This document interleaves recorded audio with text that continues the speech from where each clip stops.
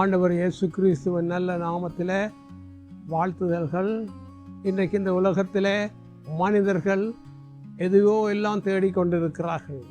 ஆனால் தேட வேண்டியதை இவர்கள் இன்னும் சரியாய் தேட முடிகிறதில்லை.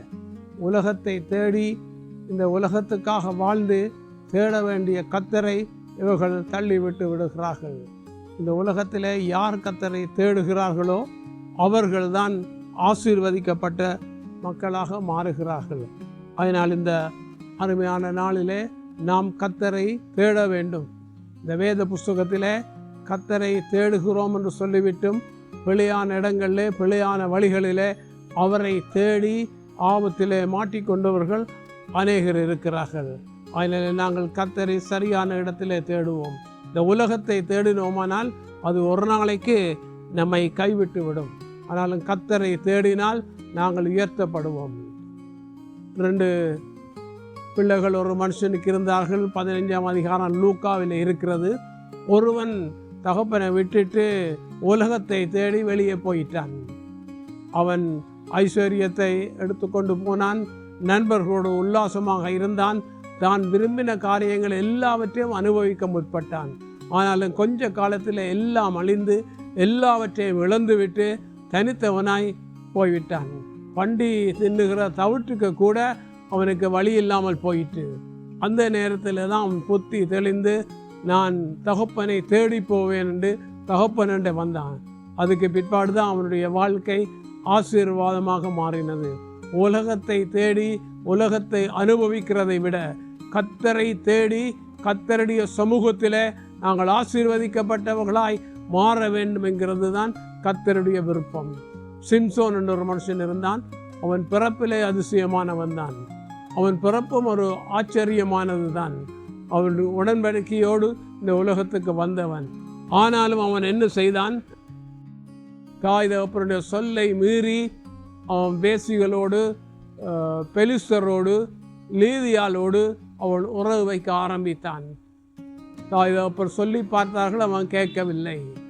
அதனாலே அவனுடைய முடிவு அந்த பெலிஸ்தரோடையே மாள வேண்டியதாய் போயிட்டு. கர்த்தரை தேடுகிறவர்கள், கர்த்தருடைய வார்த்தையை கேட்கிறவர்கள், கர்த்தர் சொல்லுக்கு கீழ்ப்படுகிறவர்கள் அவர்கள் ஆசீர்வதிக்கப்படுவார்கள். மீறி போயிட்டால் ஆபத்து தான் நம்முடைய வாழ்க்கையிலே அதிகமாக வரும். ஆபிரகாமுடைய லோத்து வந்தான். 2 பேரும் நீதிமான்கள் தான். கர்த்தரால் அவர்கள் ஆசீர்வதிக்கப்பட்டவர்கள் தான். ஆனாலும் இந்த லோத்து உலகத்தை தேட ஆரம்பித்தான். சோதோம் கோமரா நல்லது என்று நினைத்தான். அது தனக்கு ஆசீர்வாதமாய் இருக்கும் என்று நினைத்தான். தான் அங்கே நன்றாய் வாழ்ந்து விடலாம் என்று நினைத்தான். ஆனால் அந்த சோதோம் கோமரா இவனுடைய வாழ்வுக்கு ஆபத்தாக மாறி போயிட்டு எது நல்லது என்று நினைத்தானோ அது அவனுடைய வாழ்க்கையிலே பொல்லாதாய் மாறி போயிட்டு அவனுடைய கோபம் வந்தது. அவனை காப்பாற்றுகிறதுக்கு கர்த்தர் உதவி செய்தார். வெளியே எடுத்தார். அந்த சோதோம் கோமரா பட்டணம் அழியும் பொழுது. ஆனாலும் அவன் வெளியே போனாலும் அவனுடைய மனைவி உப்பு தூணா போயிட்டாள். அவன் முன்பு இருந்த எல்லா ஆசீர்வாதங்களையும் அதில் இழந்து போனவனாக காணப்பட்டான். தேவனை தேடாமல் உலகத்தை தேடுவரோட வாழ்க்கை இப்படித்தான் போகிறது. எதுவாக இருந்தாலும் கர்த்தரை தேடுவோம், கர்த்தரோடு இருப்போம், கர்த்தரோடு வாழ்வோம். கர்த்தருடைய கரத்திலே நம்மை தத்தம் பண்ணி அவருக்கு நம்மை ஒப்புக் கொடுப்போம். கர்த்தரை தேடுகிறவர்களுக்குத்தான் நன்மை உண்டாகும். கர்த்தரை நம்புகிறவர்களுக்குத்தான் ஆசீர்வாதம் வரும். நம்முடைய தேடுதல் கர்த்தராக இருக்க வேண்டும். உலகத்தையோ பணத்தையோ பொருளையோ செல்வத்தையோ இந்த வீடுகள் நிலம் பொருள் இந்த உலகத்தின் ஆசாபாசங்களை நாங்கள் தேடினோமானால் ஒரு நாளைக்கு இவைகளெல்லாம் நம்மை கைவிட்டுவிடும். ஆனாலும் கர்த்தரை தேடினால் அவரோட கூட சதா காலமும் நான் ஆட்சி செய்ய முடியும். அவரோடு மகிழ்ச்சியாய் வாழ முடியும். அவருடைய சந்தோஷத்தை பெற்றுக்கொள்ள முடியும்.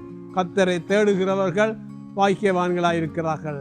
அவரை தேடுகிற சமயத்திலே நாம் அவரை தேடி கண்டுபிடித்து அவருடைய ராஜ்யத்துக்கு போகத்தக்கதாய் நம்மை அர்ப்பணித்துக் கொள்வோமானால் அதை விட பெரிய சிலாக்கியம் நமக்கு கிடையாது. நமக்கு தந்த ஒரு வாழ்வு அது கர்த்தருக்காக கர்த்தரை தேடி கர்த்தருடைய சமூகத்திலே நம்மை அர்ப்பணித்து அவரோடு வாழும்படியாய் அவர் நம்மை அழைத்திருக்கிறார். அதனால் இந்த நல்ல நாளிலே கர்த்தரை தேடுவோம். அவர் கரத்திலே நம்மை தத்தம் பண்ணுவோம். அவர் பாதத்திலே நம்மை ஒப்பு கொடுப்போம். ஆசீர்வாதம் உள்ளவர்களாய் மாற கர்த்தர் நமக்கு உதவி செய்வாராக. ஆமென்.